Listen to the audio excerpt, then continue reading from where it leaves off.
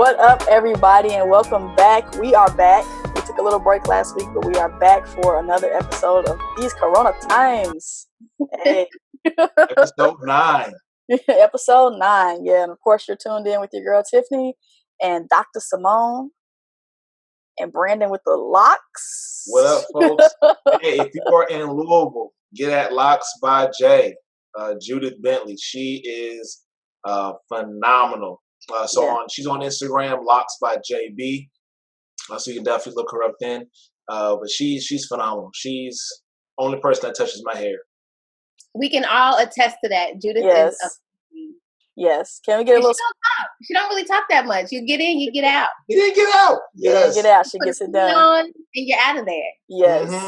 Can we get a little spin around for the camera, Brandon? You want to let us see the back? See that work? Yeah. No joke. Those are nice. We've been complimenting on his hair like all week long. So definitely hit her up if you're in the area interested in getting your hair done. All right. So what's up, everybody? Like we said, back with another episode. Thank you so much for being patient with us last week. We were trying to make episode 9 last week, but we had some things that were taking us all kind of out of town in different directions, so we didn't get to record. I hope you all enjoyed the teaser by the kids of Corona Times. I don't know what it took to make that happen. It took a lot to make that happen. So, blood, sweat, tears. Yes. So for our viewers who don't know us personally, the first part of the video with the little boy and little girl, those are Brandon's kids, Ava and Josiah. And the video with the little boy by himself, that was Caden, that's Simone and Sean's son. So we're grateful the kids cooperated. Yes. There was a lot of extra tape that I did not put in. I told you I was going to send the whole thing to you. Yeah. So this week we're talking about every day I'm hustling in these Corona times. And yes. Of course, we're going to let Brandon introduce that. But before we do, let's check in on our self-care goals. This is going to be hard, Simone, because it's been 2 weeks. So I can't tell you if I kept up with mine or not. Well, I know that I did not. I'll go first. So I think mine was supposed to be about journaling. Mm-hmm. Yeah. I did not journal at all. Yeah. I actually worked harder, did more work, and had a terrible week last week. Mm-hmm. So I'm barely hanging on. So we're going to try to get back on track starting tomorrow, because after this episode, I'm going to sleep. Hey, it be like that sometimes. Yeah. Yes. Mm-hmm. Brandon, how did you do with your finishing your MCU movies? What is that? Marvel Comic Universe. I got one more to watch and then I'm done. But I mean, it's been good to do it all from the beginning, because you can see how stuff flows and it's like, oh, I see you. Oh, that's what makes sense now. Mm-hmm. So it's actually been pretty good. So I got one more to watch. It's the last Spider-Man movie, and then I'll be done. Mm-hmm. Nice. Tiff, how'd you do? So mine was creating more boundaries around my work time. I didn't do good. So I tried to stop working like at 6 and just put it down. But I have been like going to the gym. I'll come back home and I'll get back to work. Like I'll do emails, or I don't know. I'm more productive in the evening. I just don't really like the early morning. So I really start to come alive around 1 o'clock in the afternoon. But no, I haven't done good at it. Actually, some of my coworkers told me to stop writing emails after 12. It was all in love. They were like, please don't write any emails after midnight. I'm like, I can't help it. So I don't know. We'll talk about whatever my goal is going to be for next week, but I'm probably going to have to just throw that one out. I'm just not doing a good job of it. I'm the same way, and I got to figure that out too. Like I can be productive at 9 a.m. if I need to be, mm-hmm. but man, I really don't hit my gear until like 11:30, 12 o'clock. Mm-hmm. And then for some odd reason, right around like 8 p.m., I'm like, well, I could do this. And It's just like, all right, I'll just go. Yeah. I need to figure out how to stop that. That's not healthy. Yeah, that's not healthy at all. No, I'm like, I don't know if you meant AM or PM. For me, I hit my stride. Like I can get work done at like 10, 11 o'clock because it's quiet. So I might be in my notes doing like clinical notes, but then I don't send them because I don't want my supervisor to be like, ooh, Simone, why are you doing notes at 11:30 p.m.? So, balance. It gets like that. It's kind of bad in my profession. We're all kind of guilty of doing it from time to time, especially it's a very patron-driven profession. So you want to have that certain level of service because we serve physicians. So, they always work urgently. So you want to return work urgently. So it gets really hard to say, okay, I'm gonna stop work at 6 o'clock and I'm not gonna do anything else for the rest of the night. So right. we're gonna pray on it. That's what we're gonna do. Right. And of course, we're all three. We're talking about our jobs that we've had throughout this COVID, this pandemic, this coronavirus. But there's a segment of the population who have not been able to do the work that they normally do because of layoffs and different things like that. So obviously, every day we're hustling these corona times. Brandon, you want to talk about the episode and introduce a little bit? Yes, this episode is actually pretty near and dear to myself as well as to the guest that's coming on. But we wanted to kind of highlight the individuals who were suffering a little bit financially from corona. We've talked about health disparities. We've talked about all types of stuff. We haven't really talked about the financial aspect. And there's some folks, the gig workers, the independent workers, your side hustle folks who can't get unemployment, for this time, who can't get access to some certain things because of how their jobs things, are. So we kind of want to highlight, how that has forced those individuals, myself included, to kind of shift what they do. Maybe it means branching out into something else, but just how the independent workers are kind of doing right about now. Yeah, and as Brendan said, a couple of us do independent work in here. I know I have a stable full-time job, but I also do websites on the side. Before COVID, I was helping out with the guests we have today. I was helping them out with their corporate wedding band or corporate band, doing sound engineering for that, which a lot of those gigs have been canceled since COVID hit. So it hasn't really dried up my main source of income, but it definitely has dried up my side hustle income for sure. Most definitely. I'm a personal trainer and health coach, so I guess I'll get into a little bit more, what I've done and this, that, and the other. But it was a hit, and I'm like Tiff. I definitely have. I'm very fortunate and blessed to have a full-time, stable job, full-time job, but not getting that extra money definitely it didn't help. Yeah. So with that said, we'll take a really quick break. We'll be back on with our special guest, and Simone will give us the introduction when we return. All right, and we are back. As you can see, our screens have changed from 3 to 4. We have a very special guest with us today. I'll let Simone introduce him.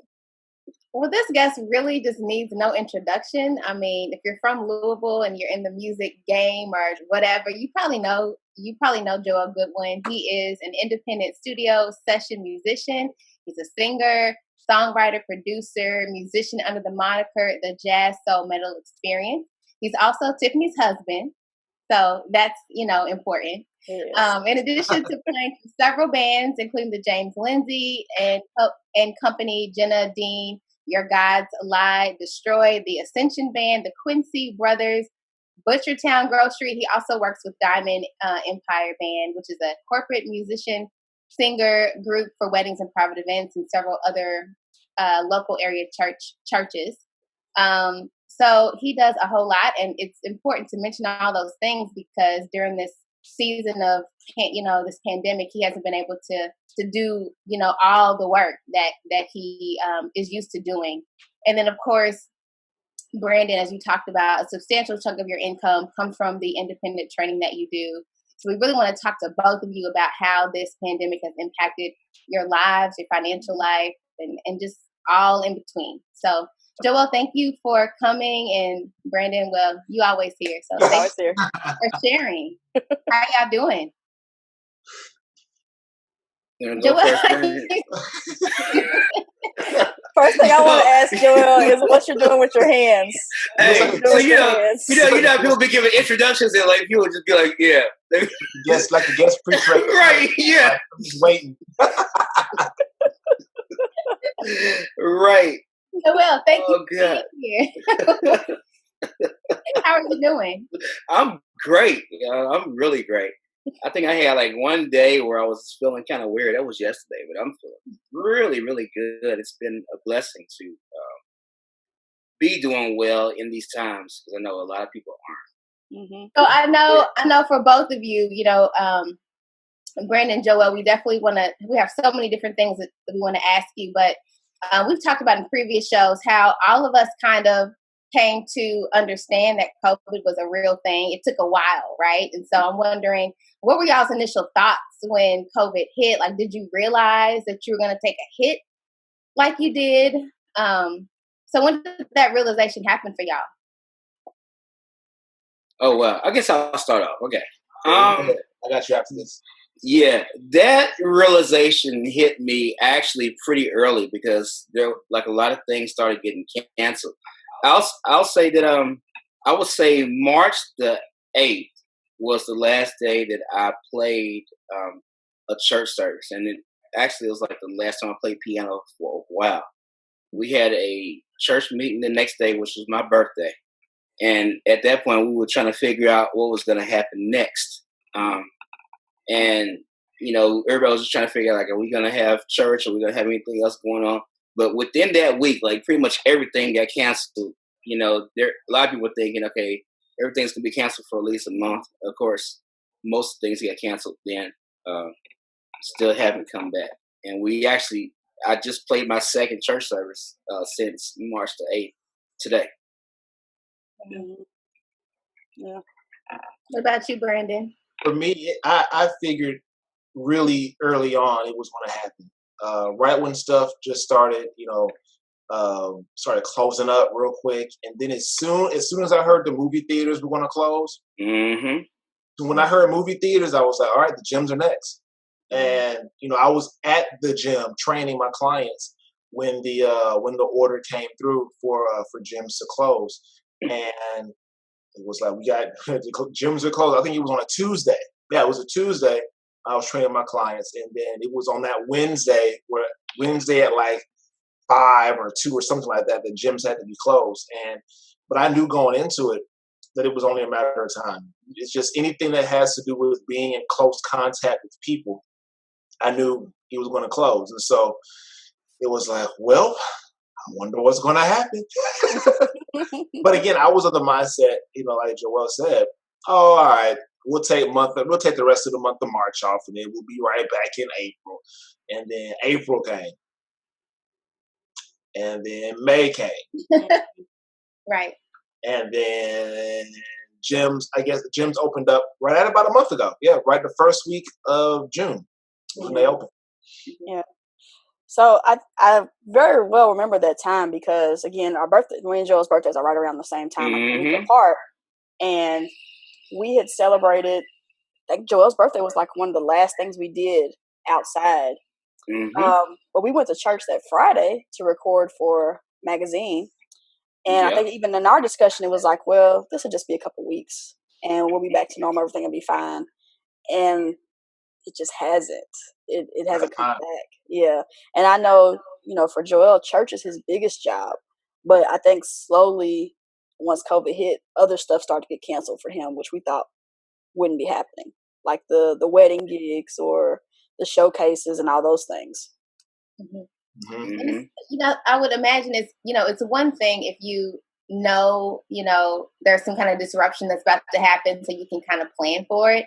This was so sudden and so out of the blue. Like, nobody would have ever thought that we would have a pandemic. Like, what is going on? And so I wonder if y'all can speak to, like, the emotional toll. Like, was there anxiety? Was there fear? Like, what came up for you all emotionally? That's an interesting question. I will say that I didn't really feel much emotionally. I was a little worried, maybe. That would be the biggest emotion. But I was just like, Jesus saves, and so do I. Thank God he saves. Because obviously, I mean, that's like really. I mean, of course, when you're by yourself, it's just like, okay, whatever. But when you get a family, you gotta be like, okay, how are we gonna survive all of this? And especially with me operating on like a third of my regular budget. So I would say that I turned to another hustle now, which is like eBay, like pretty much immediately too. But yeah, like I said, as far as emotionally, that was my biggest thing. I mean, it was a quick worry too. As soon as I kind of figured out, okay, I'll just fall back on some other stuff. And then when the order came down for, them to start passing out loans, and especially forgivable loans to nonprofits, and that was a big one for me. I was like, okay, we're going to be good. Mhm. I was never necessarily worried per se, because again, I was very, very fortunate to have a full-time job already. But what it did do was it put off quite a few of the goals that I did have for 2020, as far as saving, as far as some of the things that I wanted to do. Because again, I missed out. That's a nice chunk of income that I just didn't get for 3 months. And, but I'll say on the flip side, it's actually, it's worked itself out quite a bit. But in the very beginning, I was just like, and my wife would tell you, I was in damage control. Like, I was like, we cutting this. We don't need that. We don't need that. Just ready, straight up damage control. Like, no, we don't need to buy that. We don't need to. And I was really, because for me, I'm pretty chill when it comes to spending. I try not to spend everything, but I'm just pretty chill. But right around that time, I was like, nope. Yeah. But because you made a good point, Joel, earlier. Like, when you have a family, right, it's different, because alongside you having your extra income being cut, I don't remember, like, obviously school was still in, but you got childcare. Like, there's all these other considerations, and I could imagine, like, I was reading something about, like, when a crisis happens, and how, like, when you're married, maybe one spouse is like, oh, well, let's just keep everything normal and just do what we normally do. And the other one is like, no, we got to, like, lower the risk. So we can't have nothing. And so it sounds like y'all had, like, different ideas about how to maintain. That was definitely me. Yeah. And I guess for me, like, I have stuff that I really want to achieve. I really wanted to get. This was the year. We had we had just in 2020. We had bought a house last year, and pretty much knew whatever financial goal I had last year was done because of all the money that we spent on the house, right? And so I was like, all right, we're really going to get back 2020. We're going to really just go hard. And then this happens, and I was like, man. And then on top of that, you think, okay, you don't have any child care, you don't have this, you don't have that, but you got to entertain your kids at the house somehow. Yeah. So we were, a lot of those bills, while we didn't spend a lot of money on gas, didn't spend any money on child care, but our grocery bills skyrocketed. We had to buy stuff to entertain the kids. We bought clothes for the kids because for some reason they started growing like weeds. They grow out of everything during the season.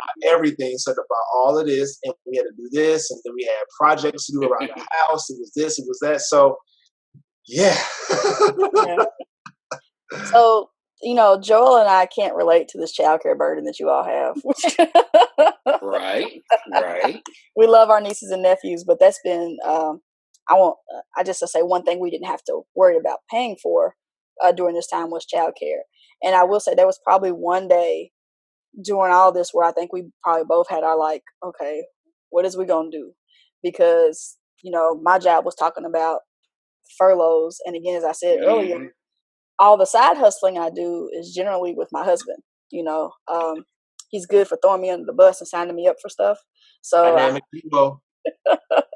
I oftentimes get to go on gigs just with him. So that was a lot of my just like extra spending money. So with all that dried up, and then, them talking about possibly putting us on furlough, or, what that might mean for us long term. And then, as he said, like living on a third of his income, I think we just both had a day where we're like, okay, Lord, you're going to have to show us what to do next. Yeah, most definitely. Mm-hmm. But we're all here. We worked it, not we, through divine intervention and some good stuff on our part. We've all worked it out. Hey, I almost threw a Baptist fit, bro.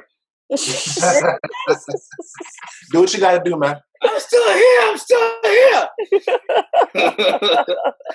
Yeah.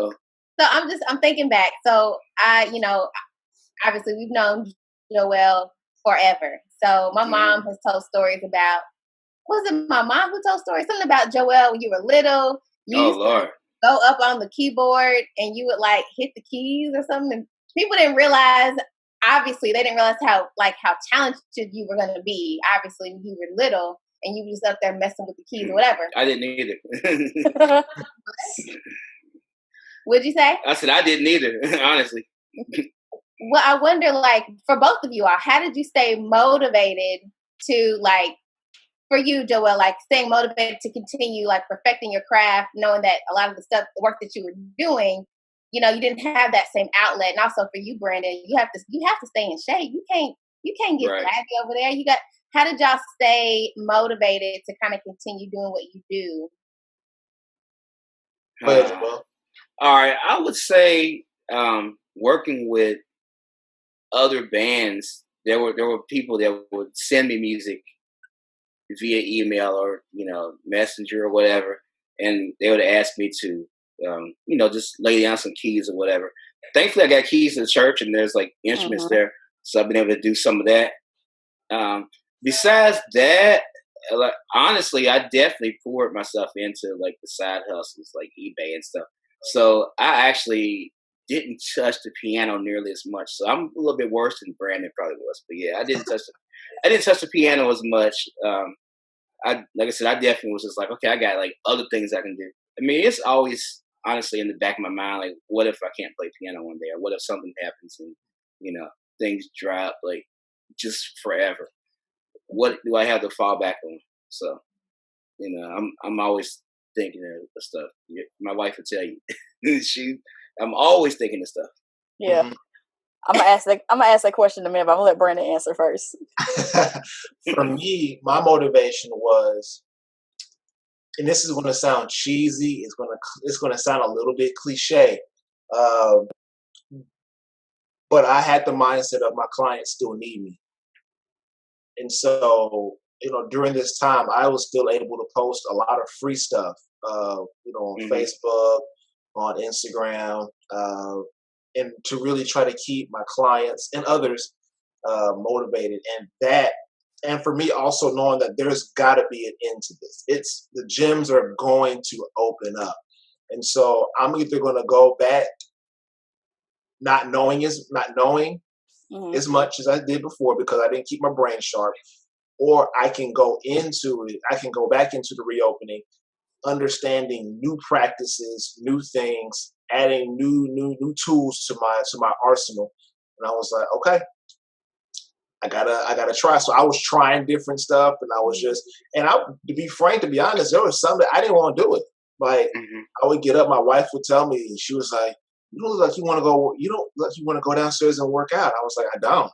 But I was doing it, and I was still popping out videos, still doing this, still doing that. And a lot of it was in my mind, I was like, my clients still need me.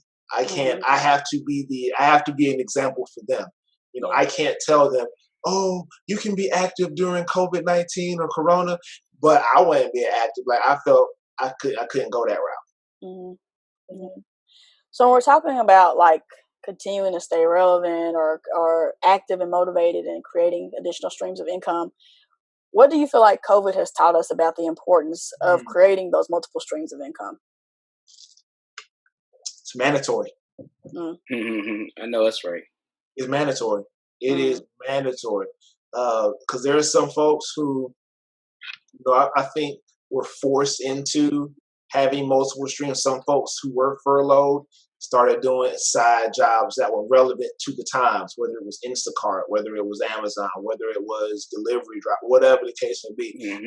Having that extra stream of income. Like, I'm very fortunate that the gym wasn't my only stream of income, right? So I still was able to fall back on something else. I do feel like it's very important. Not necessarily something that takes all your time, but man, just having a little extra money coming in, even now for me to say that, oh man, that extra money that comes in, I'm going to stack that to the side in case something like this happens again where I can't work for 3 months.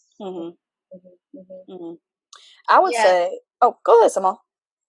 I was just thinking about, I remember seeing online, I watch a lot more YouTube than I care to tell you all. But there's a lot of celebrities who were talking about, like, they're entertainers. Like, we can't entertain. And that's where we make a lot of our money.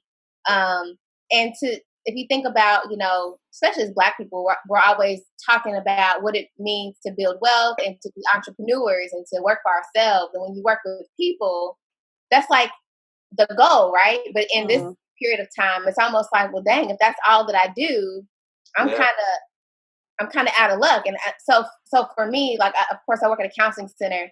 And so because of my role, my paycheck is guaranteed. But a lot of our clients, I don't have nearly as many as I had before, because some of them didn't want to do it. So had I been in private practice, and people said, I don't want to do telehealth, I would have taken a big hit in that way. And so I think about, like, the very thing that is, I don't know, like something we strive for, like entrepreneurship, being independent or whatever, is the very thing that it seems like, I don't know, was not detrimental, but those folks took the biggest hit. Well, I think there's been a definite movement, in my opinion, over the last couple of years of stop working for the man, stop doing this, be your own boss, do this and the other. And I think a lot of that is romanticized. And, you look at, when you hear stories of people who are working for themselves, oh, this person, he works for themselves, or he or she works for themselves. They work for 3 hours a day. They make 6 figures. They live here. They do this. And we don't hear all the other stuff that go on with that. We don't hear about, if it's a small business owner that has 2 or 3 employees who happen to let some of those employees go. We don't hear about, if you didn't let them go, having to take money out of your pocket to end up paying them. We don't talk about the taxes, the insurance, and all that stuff that needs to get paid. So I think that I don't want to say it was necessarily a detriment, but I think that a lot of it is romanticized, and we don't talk about all the real aspects that do happen, and that Corona is definitely exposing right now. That's what I was about to say. I mean, it's cool until COVID hit.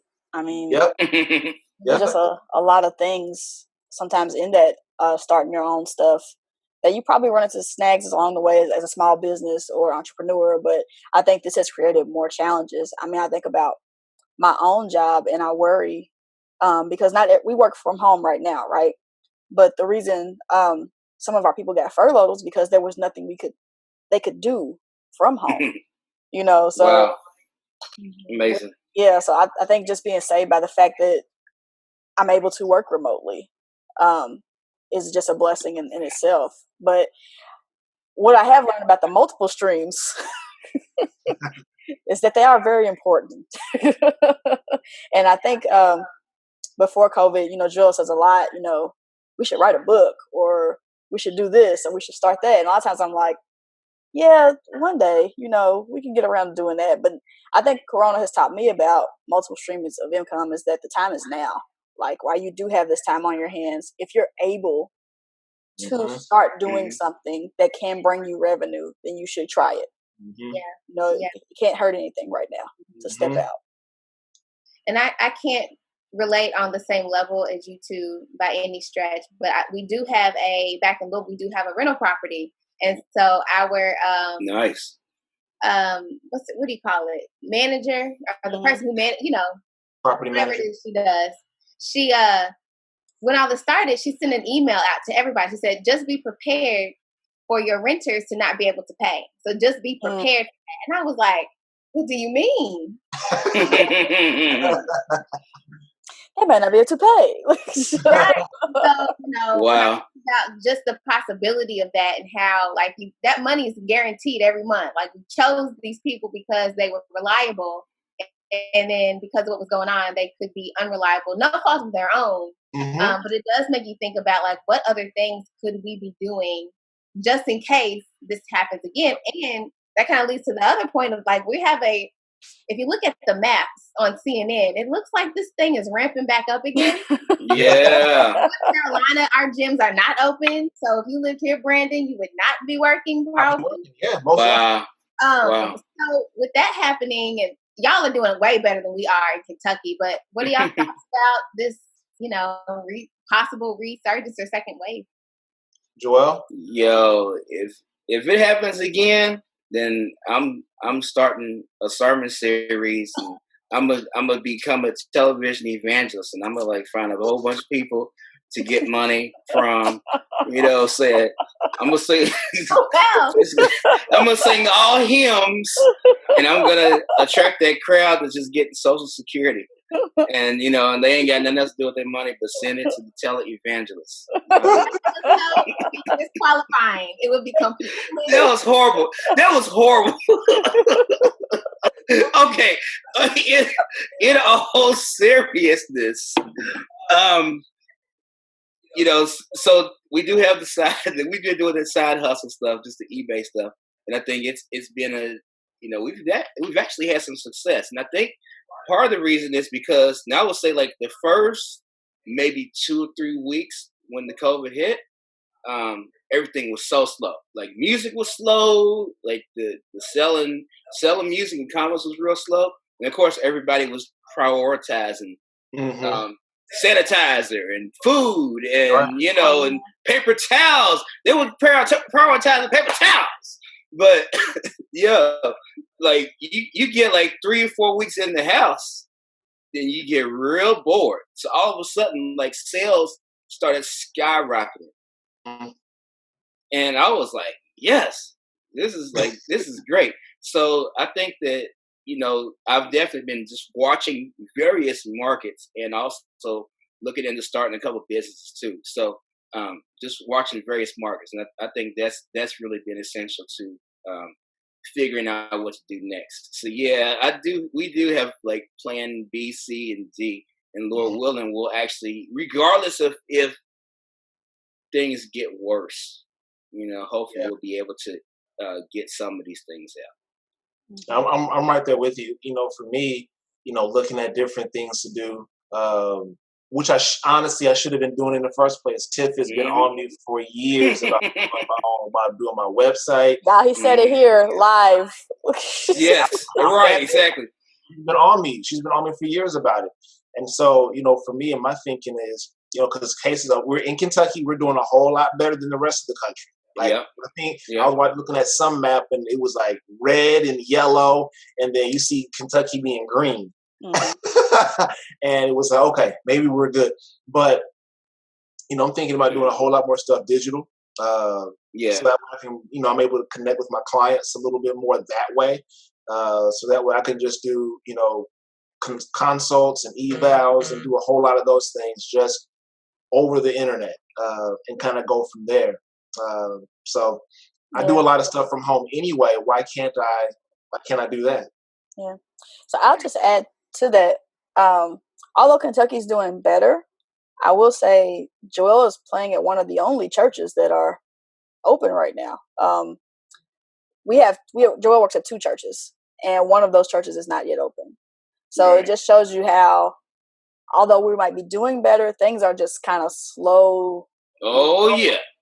Like there's been no rescheduling of some of those wedding gigs. Most people have just said 2021. We're not rescheduling anything for the rest of this year. I mean, we talked the other day about, they moved Derby for us this year in Kentucky. And if you're from Louisville, the Derby's a really big deal, which is a really big time for musicians because there's a lot of Derby events.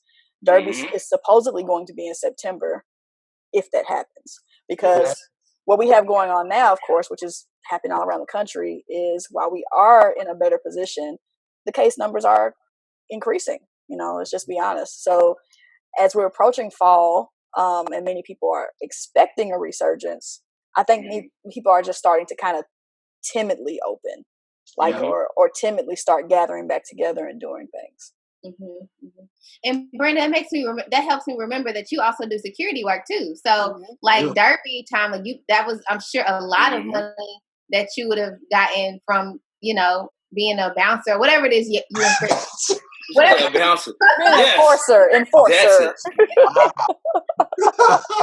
Whatever it is you and Fred be doing together. Security details, what I like to call it. That's so funny. We might have had a gig together, Brandon, if things hadn't happened. Oh, it's very, very. And I'm not sure if we want to get to this or not. I think we were, but I lost Derby. Conservatively, I lost out on about $2,500 just with the Derby being canceled. That's Derby. Well, just thinking about what Brandon does, a lot of people getting ready for the summer, people coming off that New Year high. Like around March is really when you get your committed folks, I guess, that have kind of leveled out from the New Year resolutions. And then you have people who are preparing for their summer trips, trying to get their summer body or whatever. Summer body. Yeah. So for me, I lost, anywhere from 1,000 to 1,500 a month training, and so multiply that by 3. And then clients? How many clients? I was saying, I'm talking about dollar amounts. I was like between 1,000 and $1,500 dollars, a month. Multiply that by 3, and then that between two. I would say between at the low end, I was going to do about 1,500 to about 2,500 for the Derby. And so you do that. You do the math. Yeah. You do the math, and and I'm just one person. And so there are folks that I was told I was working a gig last year, and there was a dude that was telling me how during certain parts of the Derby week he makes $700 a night. And he worked like 14, 15 hours the night before, came back in. I said, man, you working a lot. He said, man, I did $700, $800 last night. I'm trying to do that tonight. Wow. Yeah. And that's just serving. That's just serving at a restaurant. Yeah. So, multiply that by how many times that person could conceivably work. Man, it's a lot of folks lost out on a lot of money. Yeah. A lot of money. Yeah. So, Joel, are you? Do you feel comfortable like speaking to those losses? Like I know gigs were canceled and things of that nature. Yeah. I think I'm trying to think Derby. I mean, so as far as I'll just talk about the extra money, like outside of the church that I'm working at right now. I would say weekly, because you talk about the wedding thing and then some of the money I made from other churches and stuff. That's definitely a conservative, about $500 a week that I was out of. So that's about $2,000 a month. In a good month. And then definitely the Derby stuff. Of course, there was definitely a couple of things lined up for Derby. So needless to say, like I said, we definitely. I'll just say that one of the biggest keys to definitely surviving also was just cutting back. And I know, Brandon, you talked about that already, but cutting back, we definitely. Now, I'll tell you, we were in. I know, especially me. Tiffany didn't go out hard, but I was in Target, Kroger, and Walmart like pretty much every day, just mostly out of boredom. Yeah. I was on the phone with it. Where's Joel? He's out. Yeah. For real. And right down the street, I could have walked to all these places, but I was like, "No, I'm driving. I'm driving real quick." But just we didn't, like I said, we didn't spend a lot of money at all. I mean, for months, I think we had like our little, what do you call those? Just the random purchases, like every once in a while. And I think most of those random purchases really just happened the last 2 weeks. But besides that, we were totally chilling. And I think we understood, that we couldn't do too much and survive. And I operate the same way. Yeah. And being semi-newlyweds, like this is the kind of stuff that we're still honeymooning. Yeah. Test. Honeymooning at home. Yeah. Healthy at home. I think. Whenever. Yo, tell you, people don't survive a lot of times. You talking about being stuck in the house with like one person, and if y'all get along, it's a wrap. It was definitely, I know we're going to talk about marriage, in another episode, but I mean, it was stressful. It was definitely stressful, and I having to do that, having to be a husband, of course, having to also be a father, and also having to take care of myself and wrap myself around my own thoughts. There was some days I didn't handle it well. No, frankly, there was some I didn't handle it. My temper was a little bit shorter. I withdrew a little bit more, and that's just I think, my wife and I, we came out, and again, we won't talk about this at the time, but I think we definitely came out better because we saw points of views from each other. It kind of forced us to acknowledge some things because we spend so much time together. Yeah. Well, let's be real. In addition to that, financial stress is real stress. I remember when we were in counseling for getting married, a lot of the people who talked to us and just gave us advice were always like, talk about the money. Make sure you talk about the money. They just stressed how important that it was. So, just going through all of this, like the pandemic itself, not working, the uncertainty of all that was going on, and then carrying the financial burden too, that can really weigh on any relationship, no less a marriage. Oh yeah, and I gotta add this too. Another thing that really happened is that of course everybody got stimulus money.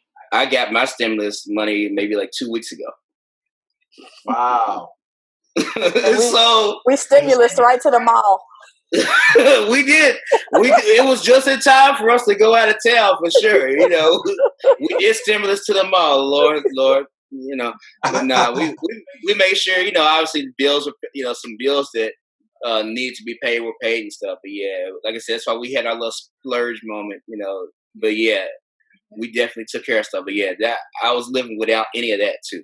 Mm-hmm. And I think people often think, infidelity is the number one reason for divorce, but I believe it's financial reasons. It really is. Yeah, absolutely. I can believe it, and I'm not saying I would have disputed you 6 months ago on that, but I'm like, man, but now, yeah. and it's not to say that me and my wife are so bad, this that, and the other, but no, it's just especially you have two individuals who may have two different thought processes around money and how to spend it, how to save it, this, that, and the other. And if you're not mature enough to handle those conversations in an adult way, it could get ugly. Oh, absolutely. It could definitely get ugly. And I think my wife and I are real mature about how we handle things. And it wasn't the prettiest. Our conversations went. Yeah.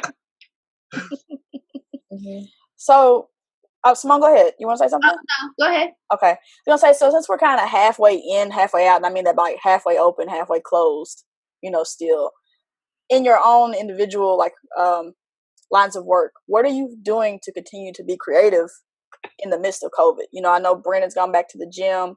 I also know Brandon's doing videos. And I know Joel's gone back to church, but I also know Joel's, like you said, working with folks on the side, or even having his own little streaming show. Shout out to Adventist Musician Network. So what are you guys doing? No, but you can now. So what are you all doing respectively to continue to be creative during this time? Okay, and I would say that one of the biggest things for me with church, people do know me as a musician for the most part, but one of the biggest things that I've done is try to make myself useful in every other way besides just being a musician. So I literally, first of all, I've taken over one of the teams at church called the studio team, and we deal with a lot of the stuff that goes into the production of programs and stuff. And basically, I've put together I would almost say 5-year, vision type of thing for almost every department at the church. Mm-hmm. And I presented it to them, and I'll be meeting with them soon about that. But yeah, so some people checked it out, and they've already started to incorporate some of the things that I've told them. I've actually kind of been telling some of this for a while, but yeah, that's kind of what I'm doing. I almost feel like the days of just being a church musician are definitely over. And I definitely tell my musician friends, definitely find some other ways to be useful. So like I said, I would say the 3 ministries that I kind of have my hands in right now, kind of like the online ministry, the communications ministry, and the youth ministry. But like I said, I've definitely outlined a vision, of what should happen and could happen in almost every department. It's pretty crazy. But yeah, that's what happens when you have time on your hands, honestly. But lots of time. but yeah, like I said, I think that's the thing though. Just trying to do other things. And then She did mention Adventist Musician Network. I've been, I would say that for a while, I definitely distanced myself from just almost everything religious outside of just playing music. Like I said, so that's part of the reason that I'm kind of getting into, doing the stuff that I just talked about with working with different departments in First Baptist J-Town. But with Adventist Musician Network, I definitely also was like, okay, I'm definitely going to make my return to doing stuff that's actually pro denomination, obviously Adventist, and basically paying homage to how I was raised, how I grew up, and whatever can come next. And I think even through doing that, because I've been a host with a young lady named Sarah Sultan. We've been doing this every week. And first of all, our relationship has kind of grown. And for a while, I'll just admit that we clashed a lot, even as pretty much the two people that have been the leaders of this organization for the last couple of years. And, it happens, but it's definitely forced us in a lot of ways to, grow closer together and even talk a lot. For my poor wife, she hears a lot of conversations that we have. But we do that, but it's also given me an opportunity to connect with a lot of artists just by being a host that I wouldn't have done with otherwise. And from this, can come other business opportunities. Yeah. So being open in that kind of way to creativity, can, as long as you're able to match that creativity and keep it up, it can open up so many other things. Most definitely. Yeah. For me, it is not being afraid to say yes more often. So I've had people over the years hit me up for a variety of projects, online this, online that, and I've always been like, nah, I'm too busy. I don't have time. Guess who ain't busy now? Guess who's saying they ain't busy? Guess who has time? Yeah. Ain't that something? All kind of time. So, for me, it's really been like, you know what, I'm going to start saying yes to more of these things and not being scared to step outside of my comfort zone, for certain projects that I'm not necessarily going out looking for, but they're kind of presented to me. I'm looking at investing a little bit more into myself. So I'm looking at buying, video materials, another laptop, different laptop, that I can really start doing more and more online type stuff and getting a couple of, GoPro type cameras to really kind of really set up my videos and make them look really sharp and focused and have different angles and this, that, and the other. So I'm looking at that. So it's, and I'm also looking at different certifications and possibly going back to school. So, this is forcing me to say, okay, I'm good at what I do. I love what I do, but I need to figure out a way to stay ahead of the next thing. All right, I got it. I know what I can do now after Corona. I got it. But what if this thing lingers into 2021? All right, I got to figure out something else that's going to set me apart and allow me to reach my clients in a different way. Because while our gyms may be open, I may not have clients that are comfortable coming back to the gym. Right. Right. So, or even meeting me in their home or even meeting me in the park. They may not feel comfortable with those things, and I have to accept that. So I'm going to have to try to stay continuously one step ahead of this thing. And I think I really appreciate you all talking about this and us doing this, having this topic, because I think what I'm hearing from both of you is that, folks don't know what they're capable of, until they have to step out. We get really stuck in our, how we do things. But then when stuff hits the fan, you have to do something, and you both have done. And so it's just really interesting to see how you both and others have kind of stepped to the plate and are being creative. And I know, at least for your training, Brent, I know my mom, those who don't know us, my mom is also trying to be a Brandon. And so, shadowed with him a while back, and she was just amazed at the relationship that you have with the clients that she met. And so I know you said that your clients have come back, and it makes sense because the relationship that you have with them. Very blessed. Like, it's not even, like the training is one piece. What's that relationship and the care that you have for them? And I mean, obviously that's why they came back. You know, and I think that, you know, because again, the majority of my clients did come back, so I'm very blessed. And at the same time, while I hang my hat on that, like I mentioned before, I have to figure out how to give them, because I really and truly love my clients. That is, I don't like my clients. I really and truly love my clients, all of them. And so I have to figure out what are other ways that I can show them that love and that support, even if I can't physically be right in front of them. What does that look like? Hey, Brandon. Hey, Brandon. And I'm still grappling with that. What did you say, Tiff? It sounds like you need a website. Uh-oh. It sounds like. Plugs. Oh man, Tiff. Ah man. It does sound like you need a website, though. Help honestly. me help you. I mean, yes.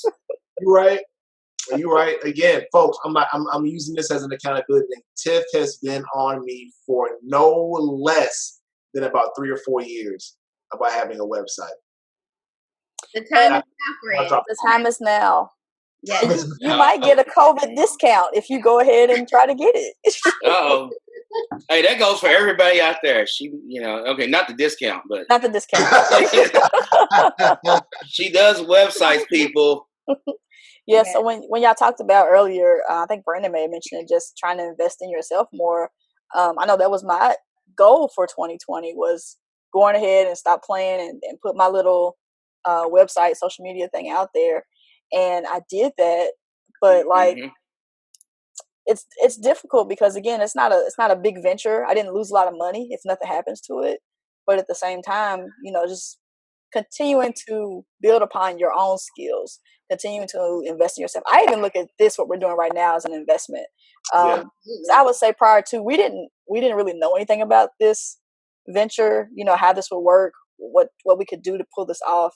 And I would even say at this point now, we could consider ourselves producers, and this is just something to put under our belt. Thank you.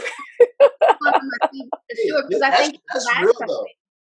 That's real though, because I, of course, I used to use Skype way back in the day. Skype, drop the ball, Skype. But I do Skype, long time ago. But as far as Zoom and doing anything virtual, I did not have much experience before March doing any of that. And so since then, I've done Google video chats with a couple of clients. I've done Zooms with a couple of clients, and it's like I'm finding it. Every time I do it, I'm getting a lot faster and a lot better with it. So it's. I know COVID has hit us hard, and I'm not even going to shortfall some of the losses that we've taken individually, collectively, just even as a country. But there are some tiny blessings of COVID. And I will just say one of them is what Simone said, is just learning how, to step up when you have to step up, and really coming into like your own, or being able to keep yourself afloat financially when you have to. But then also just being able to learn a lot about yourself. So like realizing that we could embrace this technology and take something and make something out of it, I think has been one of the small blessings of COVID. For sure. Yeah, for sure. And it looks like we are coming right at our time. So I really want to hear you two, Brandon and Joe, if y'all have any parting words, anything you want to leave us with, words of wisdom, as it relates to our topic before we move to self-care. Yeah, I'll say it. Make the leap. Make the leap. Don't be like me. Don't wait 3, 4, 5 years to get your stuff together. Don't wait for the perfect time to get your stuff together. Just go ahead. If you got a skill set that you can do, do it as you go, man. Jump on out there and really start marketing yourself, because there are a lot of while there were some losses, there were some folks out here that made a lot of money. During Corona times, right? So, so why can't that be you? Why can't that be you? I could have definitely mitigated some of those losses if I had been more prepared during this time. So make that leap. Don't try to find the perfect time. Just do it. Right. What about you, Joel? Drink water, number one. No, okay. In all seriousness, I've had fun with y'all tonight. This is great. I definitely got to echo Brandon. Creativity is definitely the key to staying sane. A lot of times, I mean, if you have problems and you approach them creatively and find ways to actually be effective, like not just making up stuff and not doing nothing about it, but being effective and creative at the same time, there's nothing that you cannot do. Like I said, I don't play as much as I used to, but thank God that, I'm still able to survive, and we're able to survive as a couple, and, just our peoples are well. And I mean, it's just a blessing. So yeah, creativity. Mm-hmm. Yeah. I just want to go back a second because we were talking about, Joel, you talking about being a televangelist. You really could do it. You know all things. Don't encourage him. He don't need Joel knows. And he don't need a choir or a musician to back him up. He can do all that stuff himself. He can back himself up. That is so funny, yo. Yeah, and it's gonna be all like Benny Hinn and Eddie Longstrings like the whole time I'm speaking to. Do what you gotta do, man. Just talking real deep. I get deep all of a sudden, I don't think so. So what are the things that y'all want to do to take care of yourself this week as we continue this living in these corona times? Ooh, this is a good one. I'm going to commit to drinking more water. This is actually for real this time, and just is that water? It's water. It's a water bottle. It's just yeah. I have a couple of them here too, So drink more water. It's like a PSA for water right now. But no, it's that's a good thing.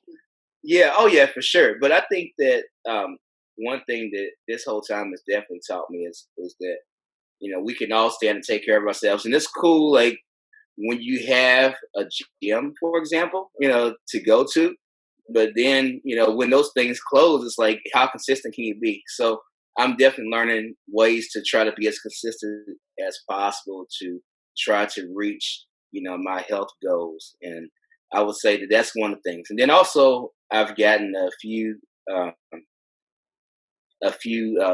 should I say music files and stuff. So finishing those projects up is definitely going to be on my priority list for this week too. So yeah. Mm-hmm. For me, it's I just told you all to make the leap and to not wait for the perfect time. But this week I'm resting. This week nice. Is rest. For me, it's been a long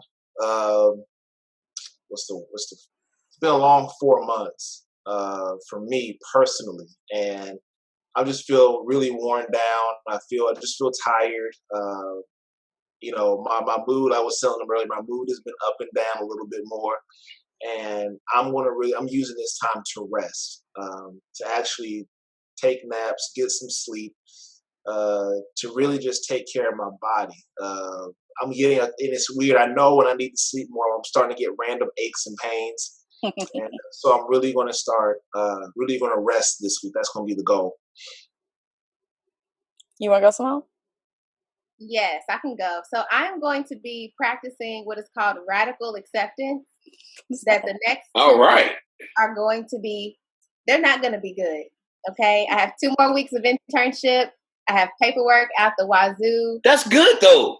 It's gonna be rough, but I'm gonna maintain and just because at the end of that 2 weeks we're gonna be driving home to Louisville, Kentucky to see all of these people. Yeah. So I'm just trying to maintain and just accept the fact that it's gonna be rough, but rest is coming. I'm gonna be on break for hey, glory to God.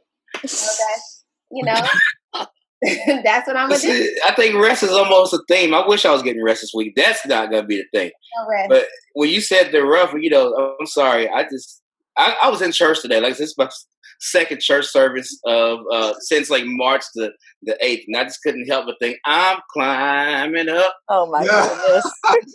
Oh, the rough side. We almost made it a whole episode without him singing. Almost. Oh my goodness! Oh man, mine is to just I'm gonna follow the health tip. I know we're trying to drink more water in the house, so that's my goal for this week. Trying to up my water game. I told you guys in the polos that I spent in July, doubling up. I spent June trying to get really back into the groove of exercising, but now that I'm back in it, trying to do like 2 classes a day and just recommit more to my health goals. And I'm trying to reduce my sugar intake. So y'all pray for me on nice. Nice. The struggle's real. I know that we said this at the beginning or at some point, but we continue to, be very thankful for you all watching and sharing our videos. We've gotten continue to get a lot of feedback. We have a lot of, I'm fuzzy on the dates of when episodes are happening. But we have a lot of interesting episodes happening that work, so we can't wait to share with you all. So we ain't gonna tell you the dates because they might change. So right. Yeah, just wait till we put out announcements. Wait it out. But we do have some exciting ones coming. Yes. That's right. So, till next time, hope y'all wash your hands, stay safe, keep your mask Wear on. your mask. Wash everything. Yeah, wash everything, drink your water. And, till next time, we remain yours. Remain yours. Oh, wow. What did it go see? Yeah,